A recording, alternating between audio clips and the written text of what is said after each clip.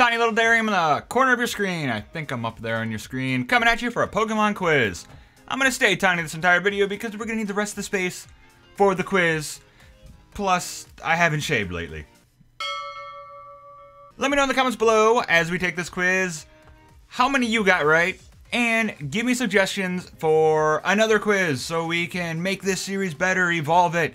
So I need your feedback, so leave it below. I'm gonna keep looking up to make sure that that camera up there is recording as well, because that's where my voice is going to. Let's just get right to it. Question number 1. Who was the first starter Pokemon that was also dual type? Was it A, Bulbasaur, B, Charmander, or C? That stands for C, Squirtle. Go ahead, answer it now. Okay, and time for your hints. Hint number 1.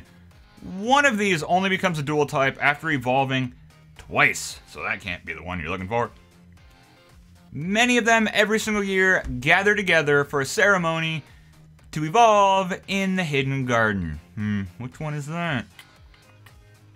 And hint number 3. It's also the only quadruped of the 3 I just named. If you answered Bulbasaur, you are correct. You got the first one right. Moving on to question number B. What's the name of the badge you get from Pewter Gym defeating Brock? It looks like this. That is the badge you get. What's the name of that badge? The gym, your hint first, number 1. The gym is based on rock-type Pokemon. So that's going to give you a clue to what the answer is. Hint number 2. You'll face Onix. Think of what Onix is made out of. Just think about that. And hint number 3. If you thought rocks is what Onix is made out of, think a little bit larger. What do we call a rock that's bigger? If you thought Boulder Badge, you are absolutely correct.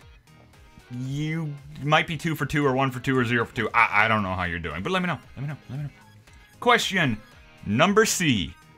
When Ash visits the Kalos region, what's the Pokemon who first comes to his aid when Team Rocket shows up? It's also the same Pokemon that was Ash's first catch in the region. That's kind of obscure-ish, but I love it. I did ask Mikey this, and he stumbled, but here's your hints. 1. It is a water-type Pokemon. 2. Not long ago, it was a very popular deck in Standard. Still kind of popular right now at the time of this video, but it was everywhere in Standard. Everywhere. And 3. You could say it hopped into action to save the day. If you think that gave it away, you are correct. It is Froakie. Froakie is who showed up to take down Wobbuffet when Team Rocket showed up during the match between Pikachu and Bunnelby. Good old Froakie turns into Greninja. Greninja was a deck that was everywhere. Even though most people only ran like a lot of Froggy, whatever. Going on to question number 4. Which Pokemon fits this description? It's not known to evolve into or from any other Pokemon. It is female-only normal-type Pokemon. There are no males of it. It's from Generation 2. Lives in the grasslands. It's mostly pink. It produces something that can heal Pokemon or humans. I believe it can also give them a little bit more energy. Not sure on that one. Whitney is known to have them and sometimes call them Milty as a nickname. It is considered to be the counterpart of Tauros. Those are all your hints. So think of that over. Just think, it's a counterpart of Tauros, only female, Milty. Were you thinking of Miltank? If you were thinking of Miltank, you got it right. You got it right. Miltank is the answer we were looking for there.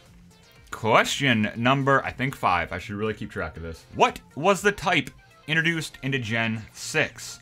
Gen 6 is when Mega Evolution was introduced. Don't know if that helps you or not. Let's not really take that as a hint, though. But what type? Like this grass type, water type? Hint number A. It's the only type without any Pokemon with any gender differences. There's a lot of Pokemon that they'll have the male form and the female form have slight variations. As time went on, there were huge difference between the genders. Not this type. No difference between them. hint number 2. The gym leader, Valerie, specializes in it. She goes all out and specializes in this type only. And hint number 3. In contests, this type moves are typically called beautiful and cute moves. None of them are considered to be cool or tough moves. Ponder that over real quick. Or don't, because maybe you already knew it was fairy type. Fairy type is the answer to that one. Moving on to question number 6. What Pokemon card is this flavor text from? A Pokemon that roamed the skies in the dinosaur era. Its teeth are like saw blades. That is a flavor text, which, for those of you that may or may not know, that's an EX. A lot of times they don't have flavor text on them. But on a Pokemon card, on the bottom, we'll have, I know you can't see it, we're on tiny little barium. I guess I'll go ahead and do that. There you go, right there is the flavor text. It tells you a little thing about the Pokemon. So again, what card is that from? Here are your hints. 1, it's a fossil Pokemon.